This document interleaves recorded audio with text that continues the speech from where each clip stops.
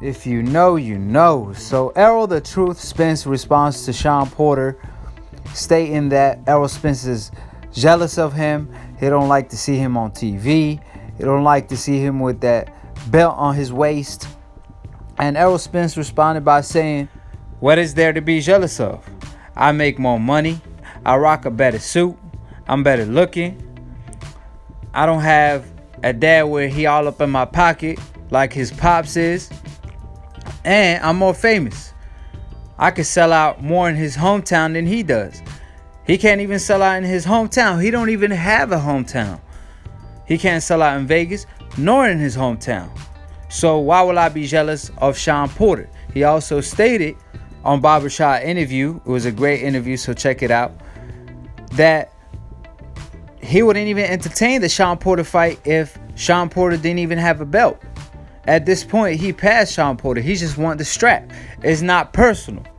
And he believed that the belt would look better on him. So Errol Spence is funny without being funny. He ain't even trying to be funny, and he just cracks you up because he's just so sincere. And whatever he say is true. You could tell he means it. And he has the potential to be a superstar in the sport of boxing, because he's just being himself, and being himself works. And he's very humble and down to earth, and it's rare to find a fighter like that with that type of personality that's willing to fight anybody and everybody and screaming out free smoke, and is very entertaining in the ring and very skillful on top of that.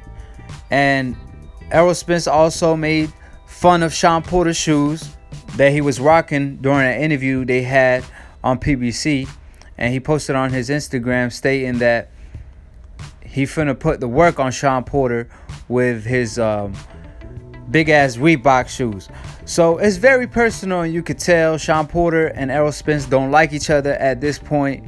And Errol Spence obviously is fed up with what Shawn Porter and his dad, how they've been deceiving the media, saying that they signed their portion and Errol Spence haven't signed his, when they all knew he already signed it, because they're in communications. It's just that the venue and promotion aspect took a long time, so they knew that, but they try to kind of establish a narrative that they not scared, but Errol Spence is having a second thoughts, when Errol Spence was the one that's been calling him out for the longest. And even before Errol Spence fought Mikey Garcia, he was trying to fight the Shawn Porter fight, but Shawn Porter didn't want to fight him back then and turned the fight down. So Errol Spence had to fight Mikey Garcia, and Shawn Porter ended up fighting Ugas, where he almost lost, and to me Ugas won that fight.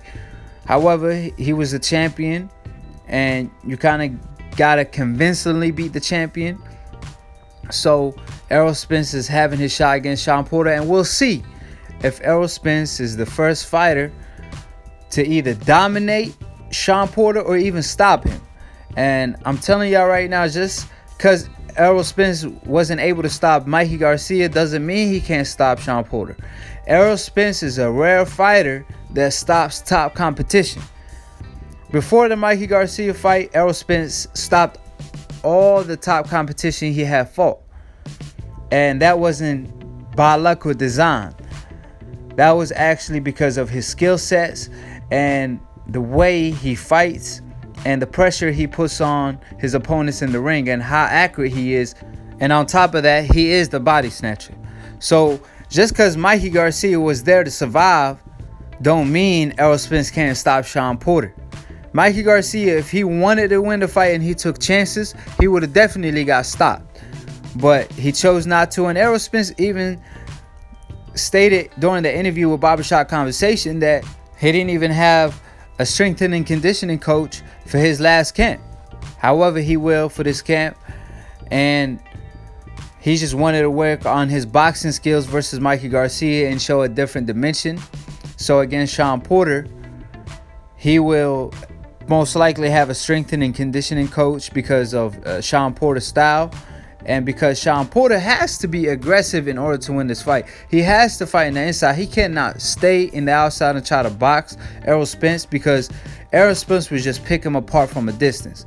And bad news for Shawn Porter when he does get in the inside. Unlike Kell Brook, Errol Spence loves fighting in the inside, and his positioning is everything. That's what makes Errol Spence a great fighter, is his positioning in the inside. He knows where to be at the right time, where he could land a punch and avoid a punch, and he get great leverage and doesn't smother his shots the way Shawn Porter does. So Shawn Porter has a tough task at hand, and like I said, Shawn Porter will impress me even if he does good in this fight. I know a lot of people feel like he would give Errol Spence a tough fight, as they should. However, Errol Spence is a completely different fighter, and he cut different. He cut from a different cloth, and he will show that fight night.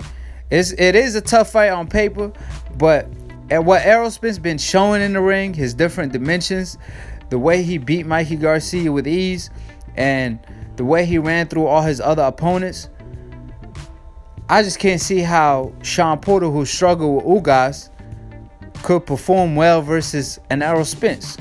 But if he comes to fight, it will make a great fight, and Errol Spence will just have to shine that night, in my opinion, because at the end of the day, I just can't see Shawn Porter winning that fight. So I could be wrong. At the end of the day, boxing is the theory of the unexpected, and that's why we love the sport. But like I always say, subscribe below if y'all trying to get smarter by the minute. If you're trying to get dumb about a second, don't listen to this casual ass fan. Subscribe to my channel at Aki TV, and follow Latoon Boxing if y'all like the boxing memes that I have on these videos that I be posting. And peace, and we out.